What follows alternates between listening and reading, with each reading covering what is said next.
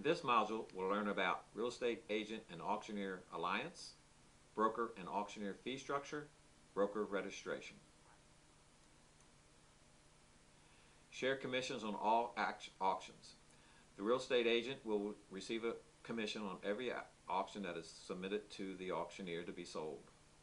Advertising the brokerage name in conjunction with the auction firm. A benefit of selling at auction is that you also share in the marketing, have your name, brokerage name put out on the marketing so that you'll get the exposure. Counseling of client on the auction method of marketing. The real estate auction agent will go with the real estate agent to meet with the client to instruct them on how the auction method of marketing is working, how it will benefit them. Real estate agent, auctioneer, client sign a three-way contract. This protects the real estate agent, involves the auctioneer in the process, and the client all together will have a contract legally allowing them to sell the property at auction. The real estate agent does not lose control of their client. That's by having the contract between the auctioneer and the real estate agent, you will be protected. All leads from the open house, inquiries, and auction given to the real estate agent so that they can follow up on the leads that are generated from the auction marketing. The auctioneer is not in the traditional business of selling real estate, listing and selling.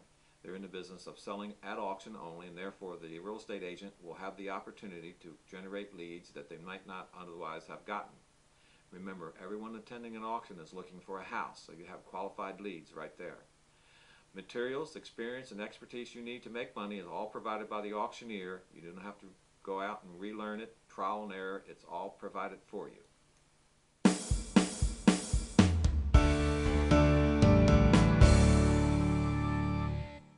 There are 5 profit areas for real estate practitioners: listing broker, referring broker, cooperating broker, auction firm staff, and personal property. I will now explain each one of those and how they apply to the real estate practitioner. Listing broker is the broker who has the property for sale and for one reason or another suggests that they should be thinking about selling it at auction. A referring broker may be a listing that has expired and they no longer have it listed and wish to refer the client to the auction firm. A cooperating broker is one who brings the buyer to the auction sale and purchases the property.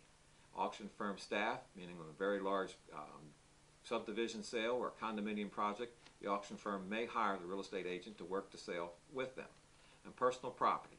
Many times there are people who wish to dispose of their personal property in the house because they're downsizing, or it may be an estate and they need to have the stuff auctioned off, and they can refer that to the auction company and end up getting a referral fee.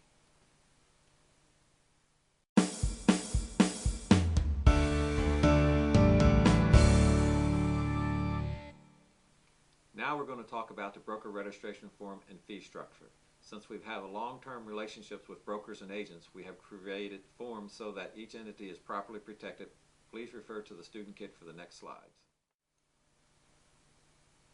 Real estate auction broker registration form is very simple. At the top you have the sale date and the sale time. And then you have the property address that the prospective buyer is interested in.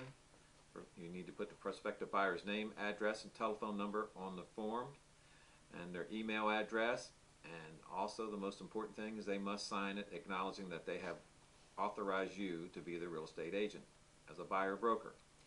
On the agent side, you need the agent's name, agent's license number, and the agent's signature. Company name, which is the brokerage firm, and the office location. Your broker's name and your broker's license, and the broker must acknowledge by signature that that you work with them and they are going to be receiving a commission. Qualifications for a broker registration are at the bottom. There are 8 points that you must be aware of. The client must name the broker agent as his or her broker agent in writing prior to the inspection of the property and prior to registering as a buyer. So you will earn your commission when you have your buyer acknowledge that you represent them and that they have not contacted the auction company before contacting you.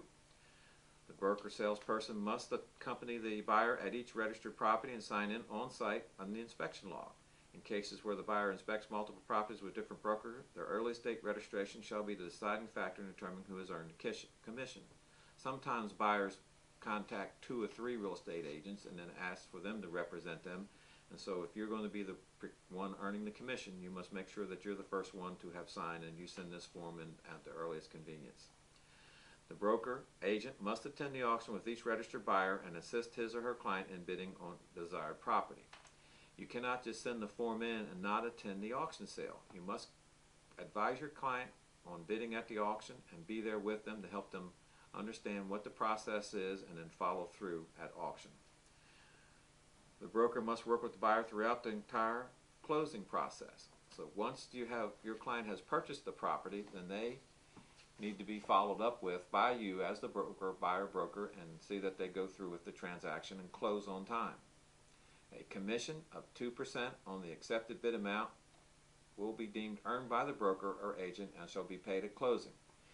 The 2% varies depending on the type of sale, so when you get the auction information in, make sure you verify the amount of money you'll be receiving. It can go from 1% to 5%, just depending on how the auctioneer has structured the sale fee structure for selling the property. The commission is deemed earned on the bid amount.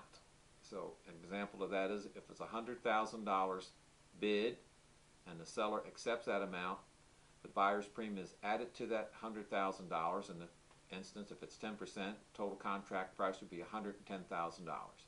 You as a buyer broker will receive, in this case, 2% of that $100,000 or $2,000. No commission shall be paid when the broker acts as a principal in the auction or to any other entity that they may be part of. That means that the broker cannot buy the property for himself or any entity that he is representing or going to be a part owner in and expect to receive a commission. Most auction companies will not allow a commission under those circumstances. There are no exceptions to this procedure, and verbal agreements will not be accepted. If you go to the auction sale, have not pre-registered your buyer, and you ask the auction representative that you'll get a commission, and he says yes, and you have not sent in that form in, which is generally 24 hours before the auction date, you may be in jeopardy of not receiving the commission. Make sure that you pre-register your buyer. Most auctioneers will have the term saying that the registration form needs to be in no later than 24 hours prior to the auction date and time. It's a pretty simple form, and it's an easy one for you to use to be able to make money with your buyer. Each auction firm will have a buyer broker's participation instruction sheet, which is basically what I have explained to you on the form and prior to this. Again, no commission will be paid to any broker or member of his immediate family who participate in purchase of the property, with an affidavit will be required from that broker who is going to be receiving the commission that they're not a principal or their immediate family has not bought it to be able to convey it back to them at the settlement.